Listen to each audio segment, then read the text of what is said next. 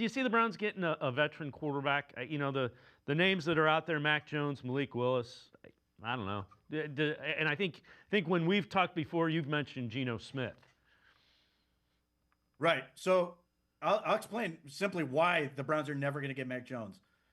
Mac Jones is going to is scheduled to make $3.25 million next year for the 49ers. There's no incentive for the 49ers to do anyone a favor, let alone the Browns. So they could sit there and go, okay, give us a second round pick. I'm not giving up a second round pick for Mac Jones. He had some flashes, but like he's not put together a meaningful string of games where you're going to be like, I can build my offense around him. And if you're giving up a second round pick that could be a lineman or a receiver in the draft, that seems like a terrible deal to me. Malik Willis is interesting. Certainly, if you go that route, the choice you're then making, though, is because your chances are you have to give him guaranteed money for a couple of years. You are saying, this is my starting quarterback for the foreseeable future.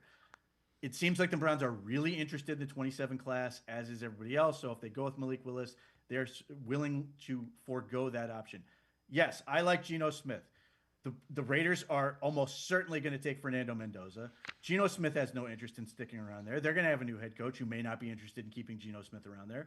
And Geno Smith, you can say how bad he was with the Raiders, and even if you do that, you still have to respect what he did against the Browns when they hit him 20 times and he still made a number of throws that gave them all kinds of problems and scared that defense half to death.